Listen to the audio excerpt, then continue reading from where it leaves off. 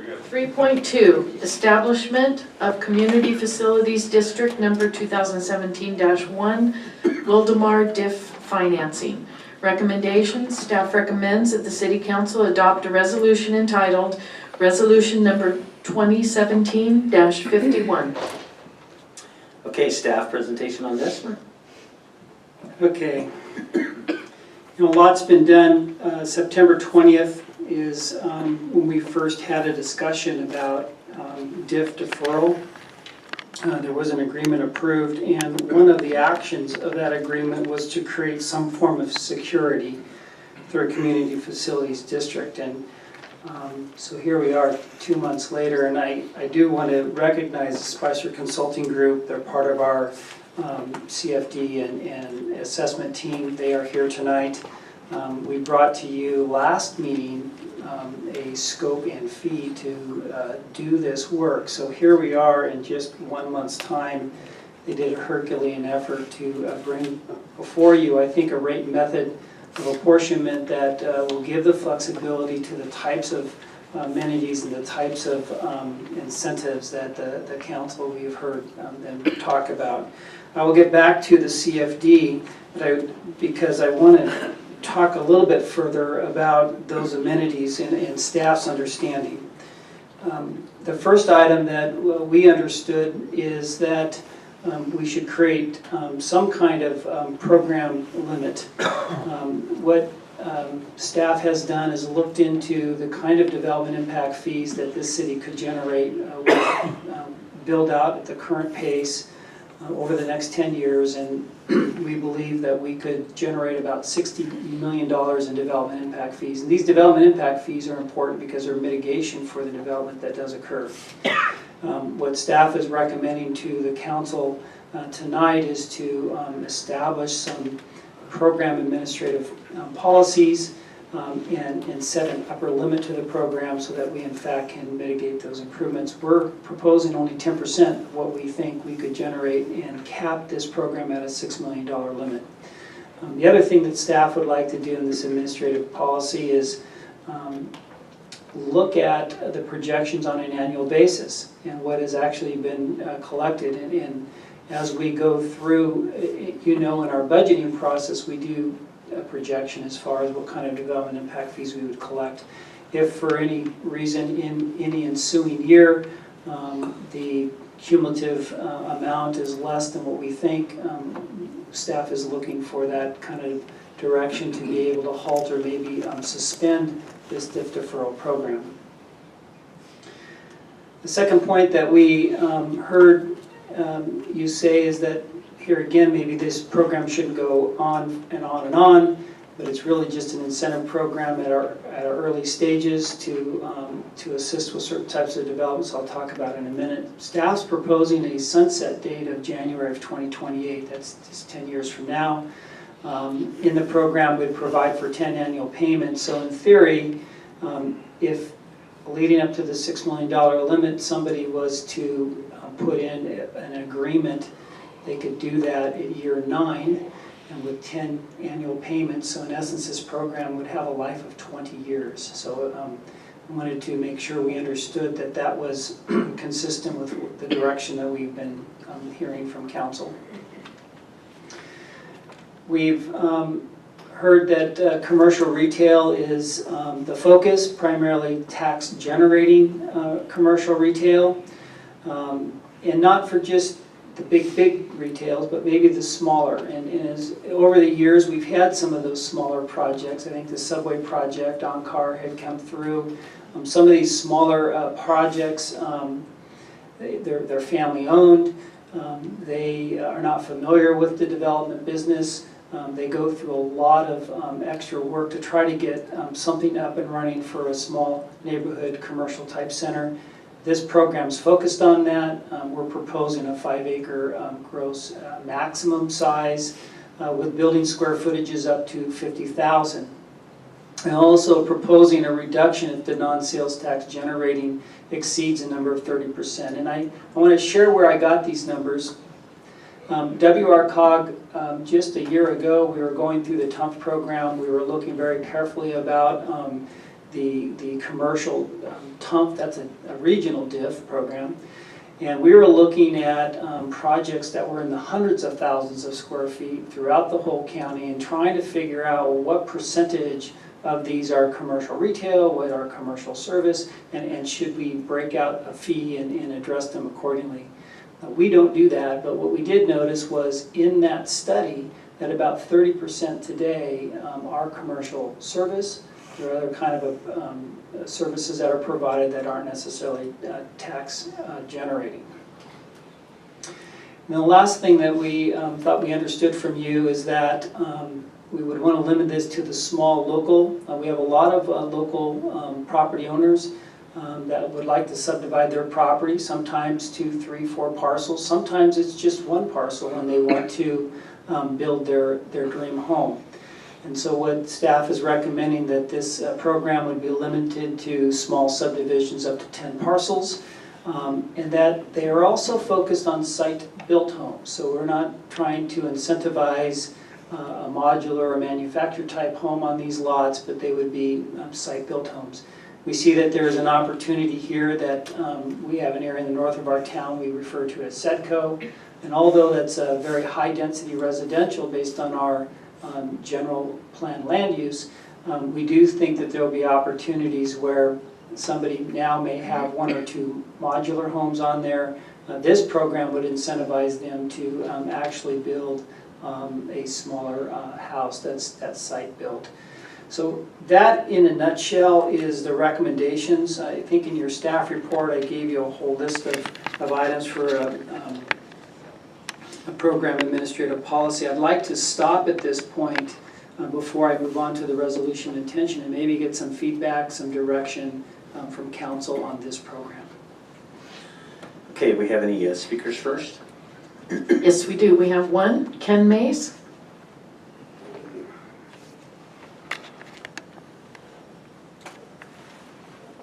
This is nothing more than a way for staff to hide the incompetence of this city and of the greed of developers in a hurry to take advantage of this incompetence.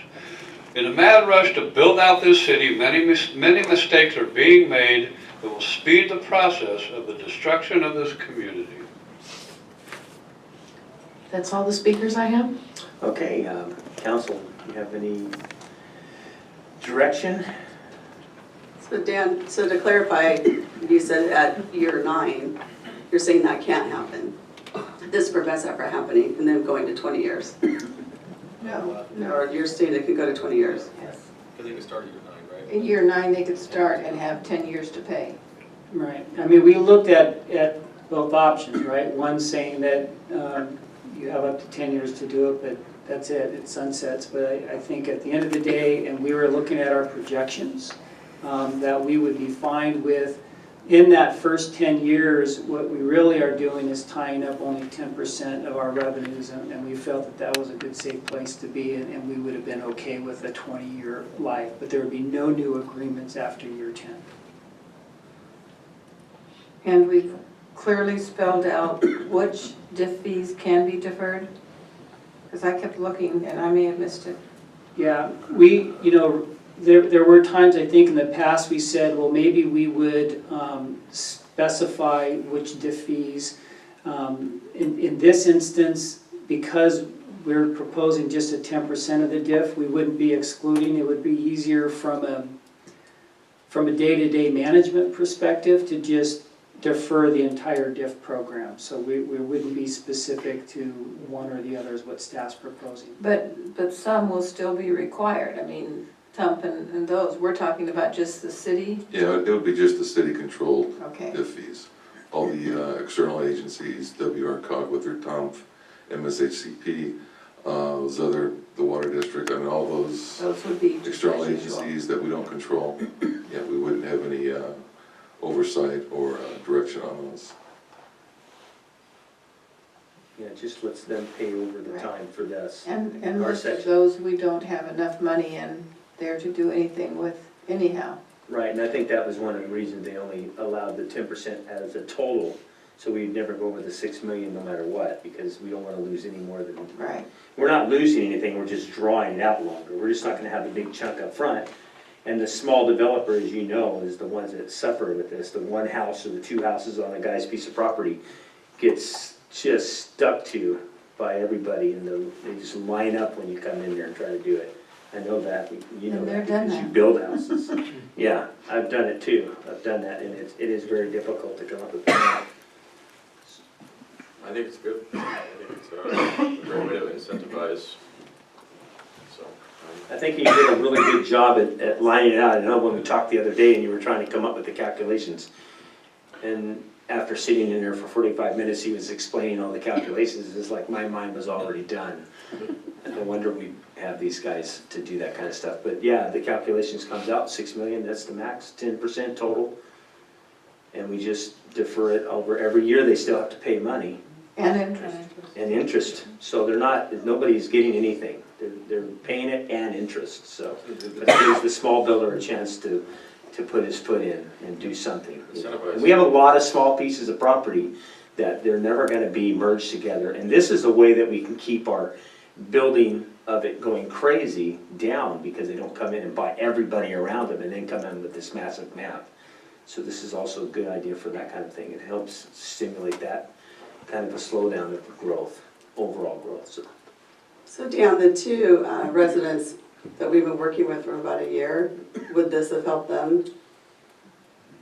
So as you know, we did spend a lot of time with those residents. Had they chose, well, it would help them if they were going to do a site-built home. I think in that case, they were looking at bringing on a modular. Okay. So that, That's a difference. so that's the refinement of this. You know, and that, here again, that's up for discussion as well, right? So either whether you're doing a manufactured home or a site-built home, one home, $1,200. And so this program allows that home builder to pay off just, you know, a tenth of that.